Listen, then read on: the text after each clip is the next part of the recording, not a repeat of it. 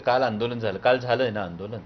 आज जो प्रश्न हा दिल्लीतून सुटणार या संदर्भात माननीय पंतप्रधानांनाच अवगत करणं, मला वाटतं याच्यामध्ये काही गैर आहे. पंतप्रधानांची भेट घेणं आणि ज्यासाठी 3 जिल्ह्यातले हजारो लोक रस्त्यावर येतात आणि त्या संदर्भात ते आंदोलन होतं, मग माननीय पंतप्रधानांकडे कैफियत नाही मांडायची, मग कोणाकडे मांडायची?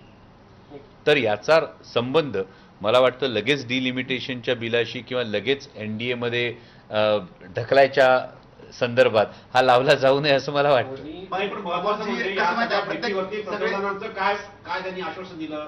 पंतप्रधानांनी तुमच्याशी चर्चा केली 25 यामध्ये माननीय पंतप्रधानांनी हे सगळे मुद्दे समजून घेतले. रेल्वेच्या बाबतीत तर पुणे नाशिक रेल्वेचा नेमका मुद्दा काय आहे, जीएमआरटीचे नेमके ऑब्जेक्शन्स काय आहेत आणि अनेक ठिकाणी प्रकल्प होऊ नये म्हणून आंदोलन केलं जातं, परंतु हे आंदोलन प्रकल्प व्हावा यासाठी केलं गेलेलं आहे याविषयी पंतप्रधानांनी आवर्जून सांगितलं की याची संपूर्ण व्यवस्थित माहिती घेऊन याच्यावर काय आपल्याला तोडगा काढता येईल या संदर्भात नक्की आपण पावलं उचलू हे त्यांनी आश्वस्त केलं.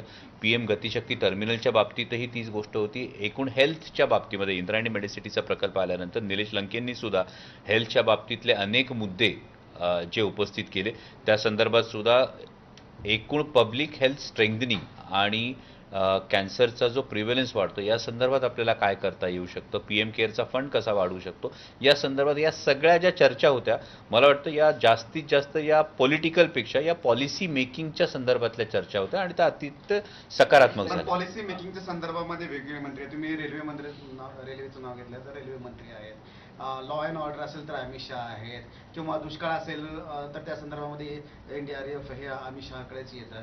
तर वेगवेगळ्या विषयासाठी वेगवेगळे मंत्री आहेत, तर तुम्ही मंत्र्याकडे न जाता थेट पंतप्रधानाकडे गेलात. यामध्ये रेल्वे मंत्री महोदयांना अनेकदा या संदर्भामध्ये भेटून सुद्धा झालेलं आहे. या संदर्भात पार्लमेंटच्या फ्लोअरवर सुद्धा या गोष्टी झालेल्या आहेत आणि यानंतर आता you have to go to the higher authority.